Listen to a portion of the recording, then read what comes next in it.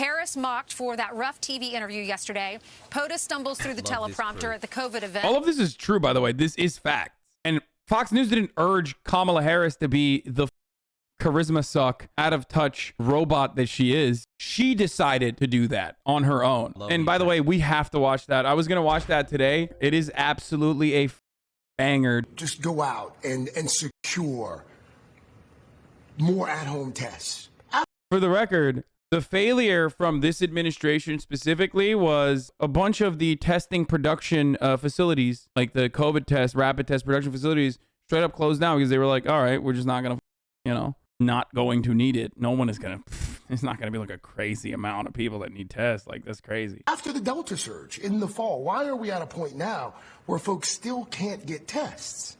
But we just ordered I don't have the number in front of me, but millions of tests. We have 20,000 sites where people can go, and I urge people to, you can Google it or go on to any search engine and find out where free testing and the free testing site is available. But Madam Vice President, the fact that we're still telling people, bro, y'all want tests? Google it, dumbass. Fucking Google it. Like, I don't fucking know. I mean, what did you not think that this was going to be a question in this exclusive interview that your PR team set up for you? That's crazy from a PR standpoint that they did not have an adequate answer for this. But also on top of that, that's crazy from an administrative standpoint as well. Like, they actually don't have an administrative answer for this either. Like, the administration has not figured out at this stage, when we're nearly a month into the COVID spreading bonanza of Omicron, and they still don't have an adequate response to this, where it's we instituted the Defense Production Act to make sure that we are beefing up the previously closed additional testing production facilities, and every American will now get it, as we've talked about before. Every American will now get COVID tests in the mail. Here's the website that you can use that does not crash when you click on it. Do the fucking public-private partnership that they always do. I don't know, go to Amazon and work with Amazon to fucking make sure, and UPS to make sure that COVID tests are delivered to people, or work with the USPS, which is laughable. That's never going to happen. Of course, the American government is dog shit.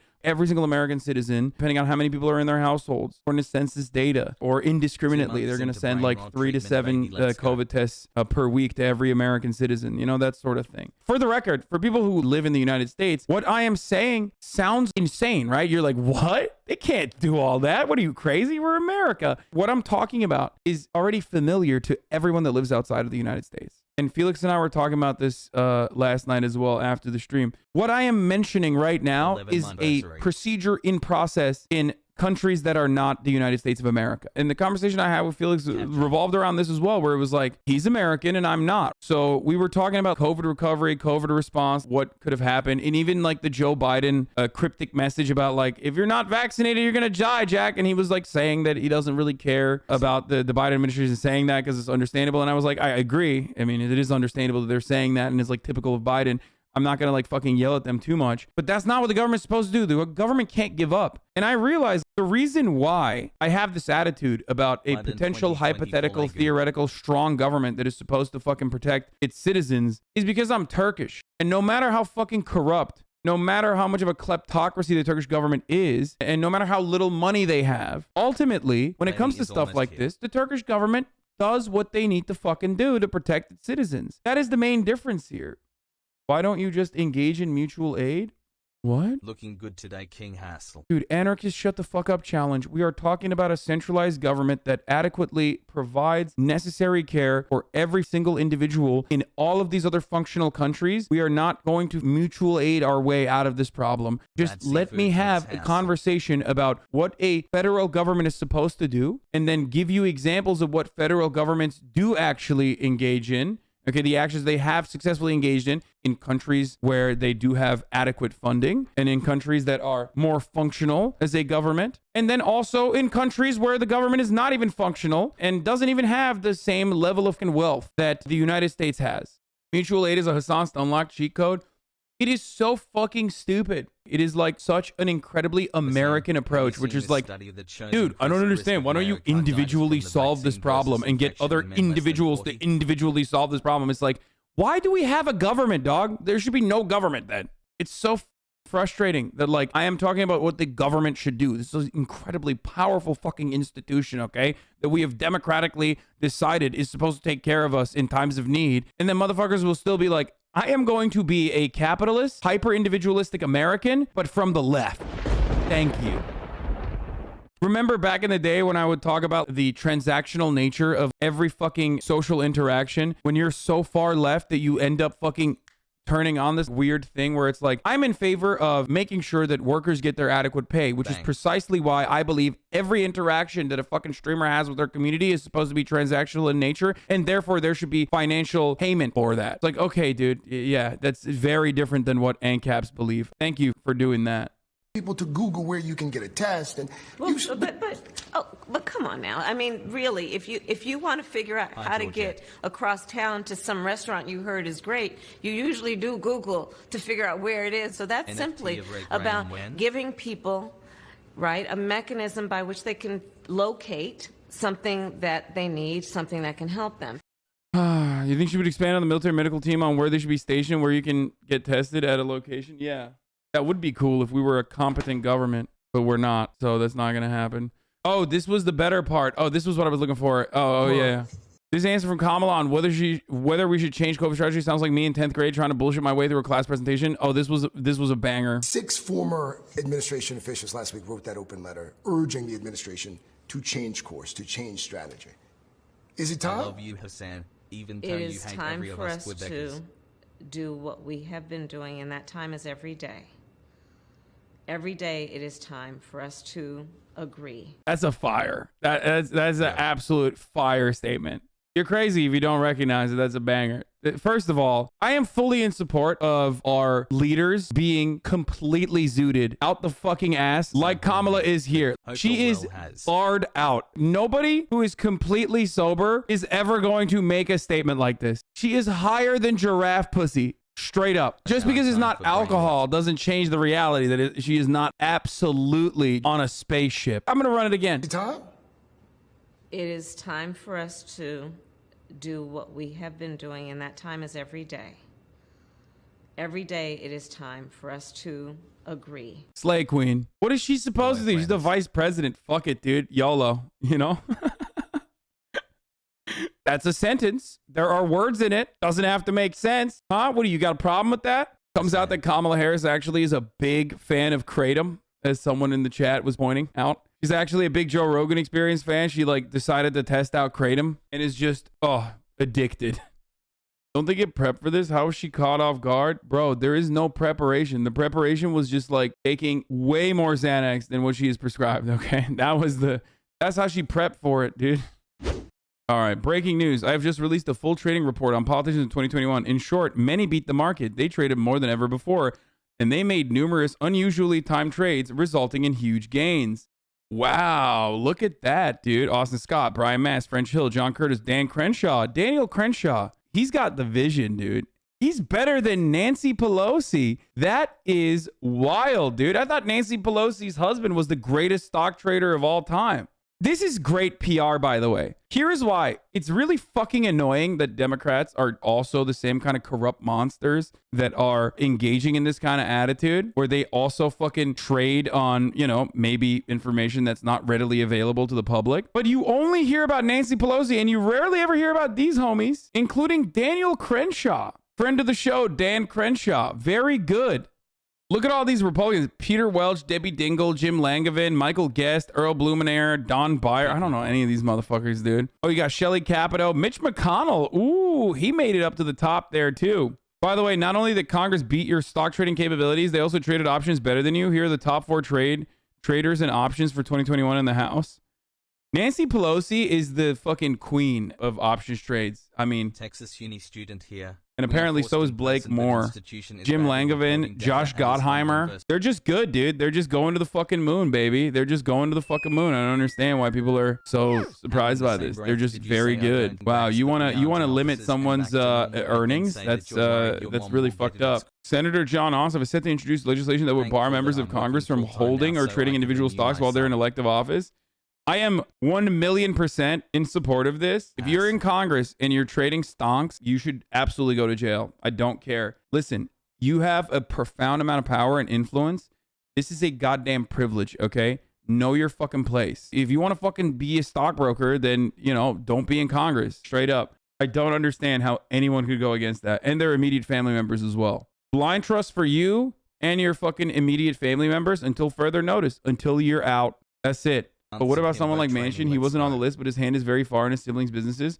Another instance, actually, yes. If you have immediate family members that are involved in an industry that you are supposed to be regulating, no, unacceptable. Manchin should be nowhere near energy. He should be nowhere near pharmaceuticals. He can't do that. So we got John Ossoff with this potential move here. And then there's a Business Insider article that came out. 54 members of Congress have violated a law designed to stop insider trading and prevent conflicts of interest. Look at that. Would you look at that, dude? What a strange situation. Insider and other media have identified numerous U.S. lawmakers not complying with the Federal Stock Act. Their excuses range from oversights to clerical errors to inattentive accountants. Ethics watchdogs and even some in Congress want to ban lawmakers from trading stocks. Here's what the Stock Act is quickly. It's called the Stop Trading on Congressional Knowledge Act of 2012, also known as the Stock Act. Congress passed the law a decade ago to combat insider trading and conflicts of interest among their own members and force lawmakers to be more transparent about their personal financial dealings. A key provision of the law mandates that lawmakers publicly and quickly disclose any stock trade made by themselves, a spouse, or a dependent child. But many members of Congress have not fully complied with the law. They offer excuses including ignorance of the law, clerical errors, and mistakes by an accountant. Insider has chronicled this widespread nature of this phenomenon in a new project called Conflicted Congress. While lawmakers who violate the Stock Act face a fine, the penalty is usually $200 is the standard amount, or waived by the House or Senate ethics officials. Ethics watchdogs and even some members of Congress have called for stricter penalties or even a ban on federal lawmakers from trading individual stocks, although neither has come to pass. Here is the real penalty. I put you alongside Elon Musk on a one-way fucking spaceship to Mars. Just kidding. Actually, we're going to the goddamn sun. How about that be the penalty? And this is just the report that you're doing illicit trading. You get $200 when you fail to report that you're engaging in, you or a dependent or a significant other is engaging in fucking trading that very well easily could be provable is being done with information that is not immediately available to the public. Feinstein was months late in disclosing a 5-figure investment her husband made into a private youth-focused polling company. Senator Tommy Tuberville, a Republican from Alabama. Remember, Tommy Tuberville, baby. That's right. War Eagle, baby. Yeet, yeet, yeet. Tuberville was weeks or months late in disclosing nearly 130 separate stock trades from January to May. Senator Roger Marshall, a Republican from Kansas, not to be mistaken with Arkansas. Marshall was up to 17 months late in disclosing stock trades for one of his dependent children. Senator Rand Paul, a Republican from Kentucky. Paul was 16 months late in disclosing that his wife bought stock in a biopharmaceutical company that manufactures an antiviral COVID-19 treatment. They shouldn't be able to do this. They should not be able to do this. I'm not talking about fucking being able to, do this and then get away with not reporting it. They just shouldn't even be able to do this. Please read this as well. There's a problem with the American judiciary as well. When Justice Roberts was asked about it, he basically said, oh, well, it's a minority of civil proceedings and we need to do a better job policing ourselves. 131 federal judges oversaw cases involving companies in which they or families own stock. Dude. Oh my God, dude. This shit is so fucking annoying. It is so disgusting. Why can't the fucking weirdo, loser, neck-bearded dickheads focus on shit like this instead of like striking justice and vengeance on, I don't know, IP laws or something that they don't even give a fuck about? Just like redirect all of that anger and frustration into doing productive things, like attacking people in positions of power in the same way that they attack fucking Twitch streamers, you know what I mean? Or me. Mark Kelly, look at that. Democrat from Arizona, retired astronaut, failed to disclose on his time exercising a stock option on an investment company in the business that's developing supersonic passenger aircraft. Tom Malinowski, a Democrat from New Jersey, failed to disclose dozens of stock trades made in 2020 or early 2021. The Independent Office of Congressional Ethics, in part citing insiders' reporting, found substantial reason to believe that Malinowski violated federal rules or laws designed to promote transparency and defend against conflicts. By the way, they're not even doing shit when there's a conflict of interest. So like, it doesn't even matter. They won't even do the reporting part about it. So that's the annoying shit. They shouldn't even be allowed to do individual trades. They should not. If you're a congressperson, you and your immediate family should not be allowed to do individual trades. Put that shit in a blind trust, dog. Fix the economy. That's it. No way they deserve rights to. No, they don't. It is like universally agreed upon that these people are all fucking scumbags. And even then, you're like literally defending politicians. It is the worst kind of person to be. It's worse than a politician. At least the politician is like operating in the most base, primal human way, where he's like, fuck everybody else. I want to make as much money as I possibly can. You, on the other hand, defending a politician in the Twitch chat for $0.00. Get the fuck out of here. You're worse than them. I mean, yeah, Nancy Pelosi did say that. Do you not remember? I mean, I remember. We talked about it. I made a video about it. Yes, Nancy Pelosi is straight up pro-congressional people should be able to trade. That's America. 5-month investigation finding that 49 members of Congress and 182 senior congressional staffers have violated the Stock Act, the insider trading law. I'm wondering if you have any reaction to that. And secondly, should members of Congress and their spouses be banned from trading individual stocks while serving in Congress? No, I don't know to the second one. We have a responsibility to report in the stock, on the stock, but I'm not familiar with that 5-month review, but if people aren't reporting, they should be. Because this is a free market and people, we're a free market economy, they should be able to participate in that. No, they shouldn't. The only thing you should participate is going to jail. How about that? Participating in going to jail. Everyone else should also participating in advocating to throw politicians in jail. I don't think I'm off base on this. I'm sorry. I think this is completely reasonable, completely understandable. Get the fuck out of here, dude. Also, she straight up is like saying, well, it's a free market. Everyone should participate in it. Yeah, except you are violating one of the fucking bullshit rules of that bullshit free market that is bullshit regardless, which is that you're trading on information that's not even publicly available. So like capitalists should agree with me on this, okay? I personally think the stock market is bullshit regardless, but nothing pisses me off more than, you know, these people that write the fucking rules are breaking them themselves. If you're a stockbroker capitalist, you should fucking despise these criminals. So here is Kirsten Sinema, one of the worst people in America in general, talking about how she praises the proposed voting rights bill, but reiterates the support for filibuster rules, saying, "I will not support separate actions that worsen the underlying disease of division in our country." Gauntlet. It would be incredibly feminist to allow a female constituent of Kirsten Sinema to fight her in the arena on the floor of the Senate. At least she's, I mean, this is like the only time Kirsten Sinema has like looked normal with her fits. So I can't even shit on that, which kind of sucks. The fucking proposed rule change, which is not going to fucking happen even without Kirsten Sinema coming out against it, is just to simply have to stand during a filibuster if you're going to fucking filibuster. That's it. Which, by the way, is what the filibuster was created for. These old geriatric donkeys don't even want to fucking stand for anything. They don't want to stand up. If you're going to stop bills from passing, then you have to stand there and you have to talk and you have to fill that time. That shit pisses me off, dude. Concerns of civil rights advocates and others I've heard from in recent months about these state laws. I strongly support those efforts to contest these laws in court and to invest significant resources into these states to better organize and stop efforts to restrict access at the ballot box. And I strongly support and will continue to vote for legislative responses to address these state laws, including the Freedom to Vote Act and the John Lewis Voting Rights Advancement Act that the Senate is currently considering. I support these bills because they strengthen Americans' access to the ballot box, and they better ensure that Americans' votes are counted fairly. It is through elections that Americans...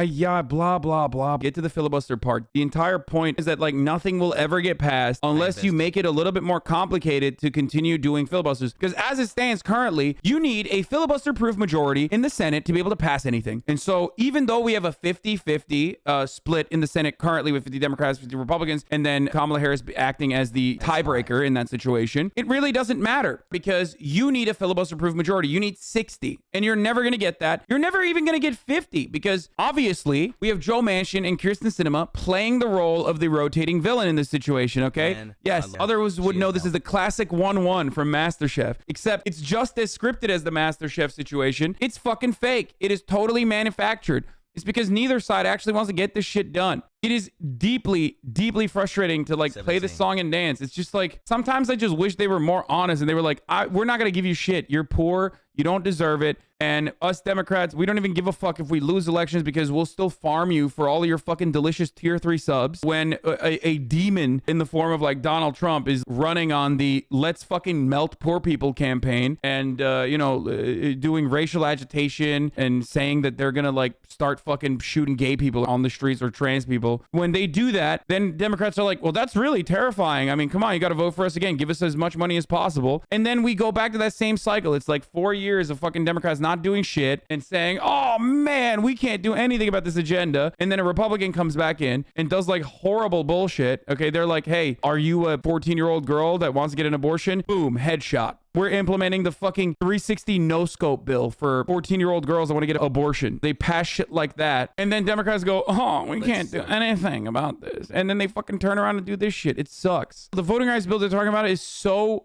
normal. Every civilized country has these provisions built in, okay? It's insane to me. It's literally making the day that you vote a federal holiday. It's stuff like that, or allowing universal mail-in ballots, and that is mind-boggling to me. Like they, one side is unironically making the advocacy that like people shouldn't vote, and Democrats even put voter ID in it. They did. Democrats literally put voter ID in it too. They were like, "Oh yeah, you guys want voter ID? We'll put it in there." So sorry about that. And Republicans are like, "Fuck no, get the fuck out of here." So guess what? That's where we're at. And the only way to fucking push for this, the only way to pass this is if they yeet the filibuster, which is what I just explained to you. Like, you need a filibuster-proof majority because currently, as it stands in the Senate, the rules have changed throughout the years. You can just basically say, us Republicans as a caucus in the Senate are not actually going to vote for this bill, so it's not filibuster-proof majority. So we'll just filibust some bitches. We will filibust in this bill. And when that happens, then it automatically does not pass. Even if you have a majority, it doesn't matter because it's not a filibuster-proof majority, right? So the most understandable thing to do here is to either yeet the filibuster in its entirety because it's already fucked up and so stupid. Or if you can't yeet it, make it harder. And they're not even trying to fucking torpedo the filibuster. They're just saying, if you want to filibuster a bill, then you have to stand there because that's what a filibuster is. When you stand there and you hold the proceedings up by talking for hours and hours and hours. Okay, that's what you're supposed to do. It's a defensive measure for the minority party that's not in power, to defensively stop a bill from passing. But because of the way that our geriatric vulturous fucks in Congress operate, we've decided that these old fucks don't even need to stand. It's just all you need to do is say, nah, we're just gonna filibust in this. Of the disease, but they do not fully address the disease itself. And while I continue to support these bills, I will not support separate actions that worsen the underlying disease of division.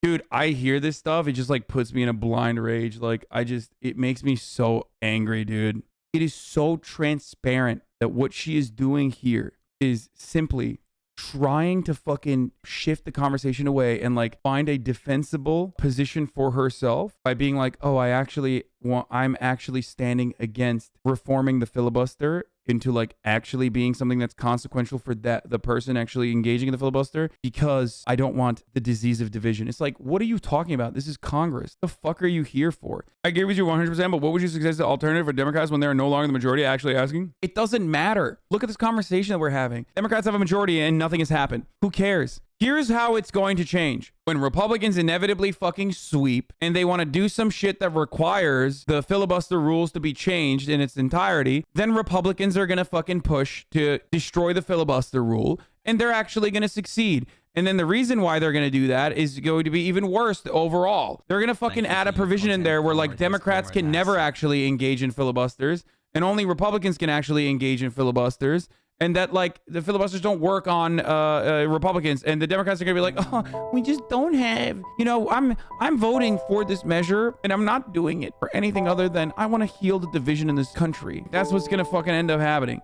If you want shit to be done, if you want to get shit done, Republicans will get it done. It's never actually gonna obviously work towards your goals overall. Republicans are very successful at getting shit done because everything that they want to get done is obviously completely aligned with the interests of the corporate elite. But then they can also hide and act like they are anti-corporate elite by claiming that the corporate elite don't want you to be mean or whatever and be racist, and that being racist is actually the most like yokel thing you can do. And that's why they're the real ones. Like they hate corporate elites actually, because corporations want you to be homosexual and Marxist. I hate this, but I do still find it funny where like while we're watching Democratic ineptitude, someone will still be like, well, what about when Republicans are in charge? It's like, okay, what the fuck? What about that? What's the difference currently? It's not like the Democrats are getting shit done for their own goals and for their own agenda. I haven't gotten anything from the Dems about the midterms, no text or anything. Republicans are already full steam ahead and Dems are doing nothing. I mean, are they trying to lose? Yes, dude. Yes, yes. Let me just say something. Voting rights are the bottom of the barrel of legislation for the Democratic Party. It is literally the starting point. It's just like trying to do democracy. Okay, that's where we're at. It's not like actually offering material restitution or material equality to the working class, anything like that. It's just allowing the working class to be able to vote. So what? So they can vote for more Democrats that are not going to do shit? And even then, they can't even get that shit done. They can't even do, as the chatter correctly pointed out, they can't even do the fucking bourgeois democracy correctly. That is the bottom, dude. That is literally the bottom. You get the voting rights done, and then what? You got to do something, but you can't do something when you have a 60-person filibuster-proof majority because there's always a rotating villain, as David Axelrod correctly fucking pointed out and then immediately deleted because he was like, oops, I just gave the game away. You can't do that when you have a 50-50 split. Even when you have budget reconciliation that you can use as a weapon, you can't even do budget reconciliation with a 50-50 split because, again, rotating villain. You got Joe Manchin. You got Kirsten Sinema. If you don't have Joe Manchin or Kirsten Sinema, what about Maggie Hasan? There's always going to be someone who's playing the spoiler there. Oops, I can't do anything. Even if you've whipped your caucus, which I believe you should have an actual whip. But once you actually have the 50-50, you have 50 votes. Then what? Then you have the Senate parliamentarian. Oh no, we can't do anything. The Senate parliamentarian has decided that we can't do this legislation. We can't add this into the budget reconciliation. Sorry. Woo-woo. I'm just a widow Senate parliamentarian. Like, Republicans don't fuck with this shit. They're like, yeah, I don't give a fuck. I will own the Senate parliamentarian. I will fucking delete the Senate parliamentarian. I will put a new one in that position. It's an appointed position. It's fucking ridiculous. We have a situation for the past 2 years now, almost not 2 years, but like for the past year. Yeah, I mean, past 2 years now, where the Democratic Party has owned the House and the Senate and the White House, and they can't even get shit done. They can't even get the fucking bottom of the barrel minimum agenda line items done. And they won't even get shit done if it just simply requires the stroke of a pen in the form of an executive action, like student loan debt relief.